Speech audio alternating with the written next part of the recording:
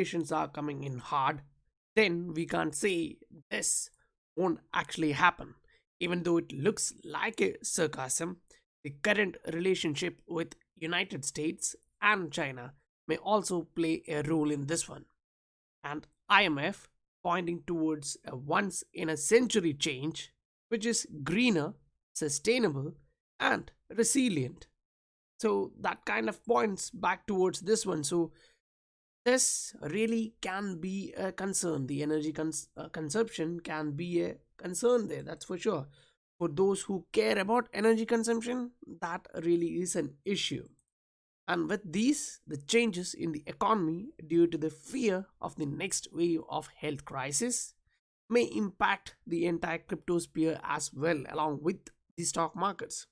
So, Judy Shelton here talks about a currency swap of central banks around the world.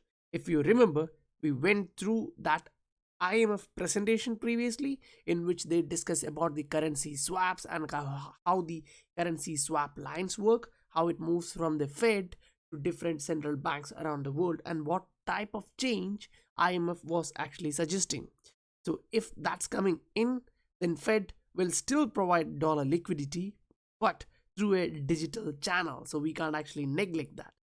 As we see regulations and policies, we need clarity for businesses operating in crypto sphere and let them thrive, right? It looks like it is actually coming soon. Like we can see how market is actually changing.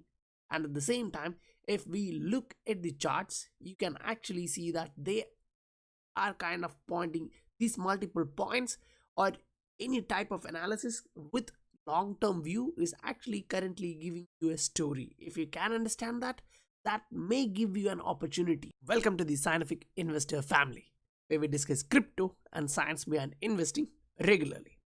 Now, slowly and steadily, growing acceptance of XRP as a payment solution shows that it solves a real life problem. Just the clear regulations are hindering the scale of adoption. Now, we all agree that, right? Now, those who are still using legacy system are having trouble during the pandemic, and this article shows payment industry is actually ready. And yes, it is right, they have the technology to go digital, but there are issues. When we actually go through this article, like at the bottom when you come, you can actually understand that financial institutions which have yet to update legacy systems are unable to respond quickly to change, and they are suffering now. So why are they suffering? Because they haven't updated from that legacy system. So just as important as the need for traditional financial institutions to adapt their systems to new digital reality is the need for fintechs. So how should they update their legacy systems? They need new digital reality, which is the fintechs. Now, which fintech is actually going in with the financial institutions and changing their systems? Now, when we say fintech, you can see a lot of different businesses with different technologies to do payments, say TransferWise or SendB. These are all fintechs helping in remittance, but we are not talking about that. In this particular area, we are talking about fintechs which can actually update the legacy system which financial institutions are using for their payments. I hope you get that. Now, with a high customer acquisition cost, to leverage partners with best of breed commerce or payments infrastructure building blocks that will afford their solution the security, breadth of service, and other factors. Now, when we actually talk about that, to consider they are talking about a new payments infrastructure using fintechs and updating the legacy systems. So the legacy systems can be updated by the financial institutions using fintechs to achieve a new payments infrastructure, which is a building block which will actually deliver them security and that breadth of service which they need and the global reach of the larger financial institutions. If they were not actually able to reach different areas of the world. Now with this implementation they can. So we previously heard the same from partners, that they were expanding into different geographical regions which were previously kind of unthinkable for them, because a lot of regulations are there, and if they had to do that they needed close to account, or at least pre-fund their accounts in these countries. And they were already running on negative running capital, which makes it hard for them to do that. Now with these upcoming XRP liquidity platforms in that particular corridors, they are able to do that. So if nothing else, this crisis reinforces that the future is always and will be uncertain. In order to tackle that one, that is where what IMF states. What we need is an equitable, greener, and more sustainable, smarter, and above all, a resilient one. When we say resilience, keep in mind, it doesn't mean that there won't be a damage, but what it means is when there is a disaster, how quickly you can come back to the normal state. That's what is known as resilience. So now you're talking about economic resilience, say commerce payment type of resilience, meaning once a network goes down, how quickly it can come back to its original state. When we actually talk about that, you can actually see the payment space is kind of a relief for them. Now, when we are actually talking about these, they actually talk about different aspects as well, right? So when we are talking about payment, this tweet from Uphold actually shows you that this can actually happen. It's like the new system send any currency to an email address just with few taps. So Uphold, previously we actually discussed about that, they are running on the Interledger, so that allows you to do this. Whenever Ripple is explaining this, they always use the example of here one of the Ripple partner or those are running on Interledger is using that kind of approach to solve the real issue. Now, before we go in depth towards these and discuss our point of view, precisely mainly what Judy Shelton talks about, and then how the regulations are changing, we need to actually look at the charts first. Now, this is the daily chart of XRP, and it's a long term view. Now, either you can go into a 3-day chart, weekly chart, a monthly chart, it's up to you. Now, I'm using this particular one. I guess it kind of gives shows majority of the fluctuation for what we are talking about now. If we look at this particular area, now we can just zoom in so that clear for everyone. We are in this kind of resistance or below this resistance from a long time, which we can say like 2.5 years. That really is a long time. So if you want to measure that in a number of days, you can actually see that it actually went around 941 days below this particular level. So sometimes it acts as a resistance, sometimes as a support. We can say that this is a support resistance area trend line. It moves like that, right? So now what about the next move? If we are to break to the upside from this particular level, it's okay, it's good, we are starting a new market run. But what if we are actually dropping back? We have support, yes, we agree, currently we are at a small support level. Then if we move down below again, 0.175 will act as another support level.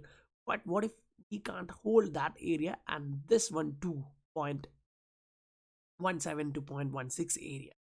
Then yes, the next support of this downward trending support area is around 0.1.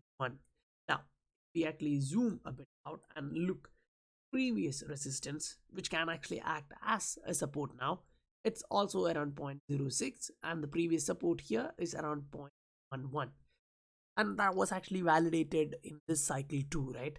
So when we actually looking at that, we can say this particular line, back line here, can actually come in as a mediator or a median line there. If we are coming down, then 0.12 can act as a support. But it doesn't matter if even though it is acting as a support, and even though the price can actually close near to that like this, it may wick down. So it may actually give us an opportunity. Now When I say opportunity, showing a chart like this, which is moving to the downside from last 2.5 years, the problem is many actually says technical analysis doesn't work. But when you combine the technical analysis along with the fundamental, see from last 2.5 years, we're actually going down in the price. But when you look at the fundamental side, you can actually see the network is kind of growing. In 2019, it was 457, and now 670 merchants accept XRP as a payment solution. Now, it's not only that, right? In the fundamental side, you can see companies partnering with this particular network, companies coming in, banks, financial institutions, and moreover, if you look at individuals, the potential of a company, Ripple is acquiring a lot more talented professional individuals into the company. Now, when you look that into the capital market, how you actually look at a business and evaluate where it's actually going in the near future, say next 3 years, 5 years, 10 years, we can understand one thing. In the last 3 years, when the price is actually going down, company is actually going up in terms of the productivity, in how they tackle the issues, in terms of the upgrades of their network. So this is literally happening, right? So if we actually consider that, we know that once price will actually reflect all these fundamentals. But keep in mind, whenever the market cycle goes to the upside or to the downside, it actually reflects the human psychology there. If it was intended to go up to $3 previously, it actually went to $3.8. That's human psychology. They pushes it to the limits or more than that limits in both sides, right? When it goes to the upside, it goes crazy and it makes new or highs, which it looks like unimaginable previously. That's human psychology mixed with money. And at the same time, the same case when we go downside, that really happens, and that's when we say the bottom capitulation area. And this particular area looks like a capitulation area, but when we go back and zoom and look at what happened previously, you can actually see we went down and again we went a bit up, but soon we came later. But here what you have to understand is we didn't come back down new low after testing the roof of this one. Whereas if you look this particular area, we actually came here, right? 0.0067. We tested that particular resistance, which was also a long-term resistance running through that area. If you zoom out, you can actually that which was actually running from a long time. That resistance line was kind of valid resistance line, which was being respected by the price from a long time. The price tried to break through that several times, but it dropped back and then it surged above that one. We can also neglect this particular item here. So keeping that in mind, at the same time, we can't say that the market cycle is repeating. Instead, it can be rhyming. So this can be here and this can also be there. Just the sequence of that coming in may be different. So when we actually jump back and test where we are right now, we can also say that it may actually make that after this one, say the price actually came down here, it went up, tested this area a couple of times, it may come down, make a new low and then move to the upside. We don't know. But when we are looking at that particular thing and come down, then if the majority is saying it's going to go down, the price is going to go up. That's how it actually works almost all the time. If you actually want to compare that, what we need to look at is the entire altcoin market cap. When we actually look at the entire altcoin market cap, I want to say this: the small cap coins or some new altcoin are actually running high. Some of them going 40% a day, some going 15 to 20% a day. This is kind of an indication that new money is coming into the altcoin market. And keep this in mind: when these coins are pumping, those who are jumping ships from here to join there, yeah, some of them who jump early may actually make a bit of profit. But keep this in mind: those guys who invested in those coins early will be taking their profits. And when they're taking out their profits, stock market is not a right area for them to put that profit to work again, right? Instead, they will look at assets, crypto assets. If they were investing in crypto previously and making profits from it, they will look at other crypto assets which have these fundamentals and it's currently undervalued. That's where you invest, right? You buy low and sell high to make profit. If you're here for profit, then buy low is what, you know, all the investors will tell you. But yes, understanding the buy low and buying it is not simple and easy. So when we actually look at the altcoin market cap, you can actually see we had hit one bottom here, and again we retested that here. Since then, we actually didn't come back down. Instead, we were actually moving to the upside. So when we actually connect resistance line, say the top here, the top here, the top here, top here, we can actually see something like we actually went above that. Now, it depends upon how you draw the line. You can actually draw, if you can connect at least 4 or 5 different points, then it becomes a valid line. Still, if you make it like this as a resistance, you can see that the price is actually going to the upside. We are moving to the upside. If we actually take that as a target, say if you measure approximately, say we should be coming somewhere around 256%. So if the altcoins are going to go up to 56, say XRP is stable, it's not much when I'm moving, consider half of that price, say 125% to the upside. When the general altcoin market cap is moving 250, we're just assuming that XRP may actually move 150, 125%. So if we actually take that 125% from here, we actually get to reach somewhere around, say, 0.4, which was the previous kind of highs which we had in last year June. That kind of tackles all these resistance line which we were traveling from last 2.5 years. If even that is to happen, then it's kind of an validation that we are entering into a new market cycle. Now, jumping back into the fundamental analysis to actually understand how these should be reflected in the price. So now, as the issues are growing, and we just saw that Twitter was having issue with this. Now, when they say, it's digital assets scam or crypto scam, I personally don't actually agree that. Say, for example, if someone is doing a scam with United States dollar, does that make dollar scam, or does that make, if a particular company is doing that, that company does that scam, right? So in that manner, scam actually happened in Twitter by hacking Twitter accounts. So you can't actually directly see that it's crypto scam. It was directed at crypto, but it was actually run on Twitter. So you can't neglect that one. At the same time, they are talking about regulation, right? They said on the need of more regulations in the crypto space. We will not allow digital asset service providers to operate in the shadows. They are not talking about digital assets operating in the shadows. They're talking about digital asset service providers. Because what they can control is that one. They can't actually control, say, for example, Bitcoin transfer one network to another. Instead, they can actually control network providers. Say there are exchanges, they can actually regulate those exchanges and make changes. And when they are making changes, if this comes into a consideration anywhere, then that's actually a bad sign, because this is actually a consideration by the supranational organizations, and they are pointing this out. We need a greener, sustainable, and smarter choice which is resilient, right?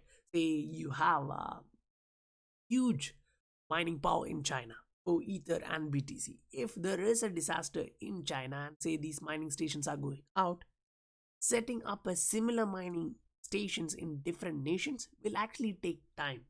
So you can't actually say that it's completely resilient any type of disasters. So this, even though looks like a sarcasm, we can't actually neglect something like this coming out, because if you look at Google now and look back at internet era, say Napster and other stuff, government actually stepped in. They kind of, say, no, this is okay, but you can't do that here. So that particular aspect can actually turn in.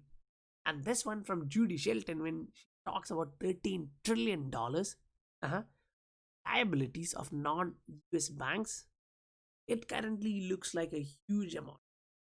Look at other economies and their GDP, it's comparatively a really small. US is about $20 trillion as economy, and they have, yes, the national debt more than that. And if you compare, say, India and other countries, It's like 3 trillion, 5 trillion, that's it for them in max. And you have now $13 trillion in dollar liabilities. Now, when these issues happen, say a European bank is taking loan in dollars, the European banks need to provide that. Say, for example, a European company is doing the same, taking a loan in terms. Now, European central banks have to actually convert their euro into dollar and then provide it there in the solution, right? Say, for example, that is the reason why currency swap lines from central banks are there. One previous video, we described it in detail about how this works. And at the same time, we also saw that IMF intends to make a connection between the Fed, which is kind of acting as a world central bank because it has the reserve currency. Now, if the reserve currency status shift into a digital asset, it is entirely different. Because digital currency era, you have digital dollar, digital yuan, digital euro, and there should be one bridge. You can't put digital dollar as a bridge for digital yuan or digital yen. That's kind of impractical. So that perspective, you need a you know neutral digital asset which can actually act as a bridge and which can't be kind of what like currently US dollar can be one way or the other way manipulated by the United States. They just put sanctions, right? So for this particular digital asset, it should not be like that. And you can actually say that it should be something with that much of scalability and regulatory clarity. But as of now, we don't have that regulatory clarity. But if this goes like this, we can actually eye that regulatory clarity is coming soon. Because as Michael showed this, CFTC committee is holding together to talk about DLT. Now we talked about DLT precisely. Many different and corporate documents like giant banks. When they talk about DLT, what does they put in the bracket? As example, a ripple. So that thing is also here. It's not anyway, right? If you agree with this or not, it really is happening. And yes, even though it is happening, you can actually neglect that and say that the price is going down. Now that's completely up to you. Now, even though there are many who tends to understand the fundamentals, and when they look at the technicals, they say it's time waste. Now, technical guys can actually say that it's a waste of time to go to check fundamentals. Now, being practical, can actually understand that it is wise to actually look at both, because both are analyzing how the market or the price reflects what is happening. And the price here in the technical analysis, we can actually see how investors are responding to certain price levels, because we are all human beings. If I'm seeing this particular trend, don't you think huge investors who look at charts see the same too? Because if we can see that, they can also see that. So for example, if you are setting here, if you see your stop loss somewhere here, they actually pushed even down and hit your stop loss. They made more liquidity and they took that profit.